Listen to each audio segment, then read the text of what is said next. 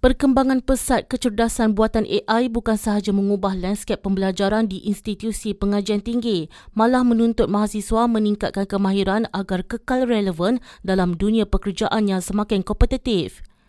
Rata-rata mahasiswa mengakui teknologi AI banyak membantu mempercepatkan proses pembelajaran selain meningkatkan produktiviti khususnya dalam tugasan berkaitan penyelidikan, penulisan dan penghasilan kandungan digital.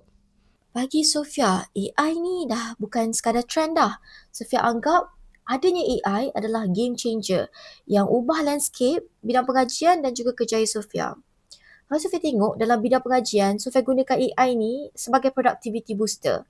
Yelah, kalau dulu Sofia perlu luangkan masa berhari-hari sama ada di Google, kita kena baca artikel ataupun perlu buat rujukan di perpustakaan, lamalah untuk dapatkan maklumat. Tapi sekarang dah ada AI dalam masa berapa saat atau minit je, Sofia bukan sahaja dapat maklumat, dapat tapis maklumat, dapat sekali analisis maklumat. Dari sudut kerjaya pula, sudut positif kesan AI ni, Sofia nampak AI ni bagus bantu Sofia dari segi penyusunan strategi.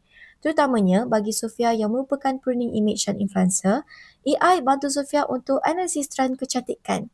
Jadi mudahlah, Sofia dah dapat analisis trend kecantikan, Sofia boleh produce content yang lebih tepat dan relatable untuk audience Sofia. Dalam konteks kerjaya pula, AI ni dia menjadikan pasaran kerja lebih kompetitif kerana banyak tugasan teknikal dan rutin boleh dilakukan secara automatik. Namun saya percaya AI bukan pengganti manusia sepenuhnya, sebaliknya alat yang membantu meningkatkan produktiviti.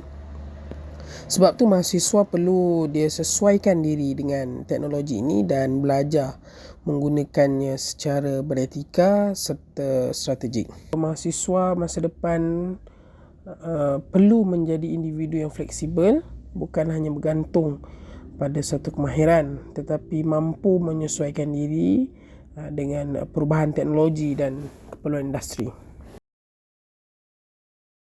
Cabaran terbesar bagi mahasiswa adalah terperangkap di dalam zon selesa akademik, iaitu bergantung secara keterlaluan kepada AI sehingga menjejaskan keupayaan berfikir secara kritis dan kreatif. Jadi untuk kekal relevan, mahasiswa perlu bijak mendisiplinkan diri dengan menggunakan AI secara beretika. Dan jangan terlalu bergantung kepada AI yang akhirnya akan menjejaskan kualiti pembelajaran dan kredibiliti diri kita.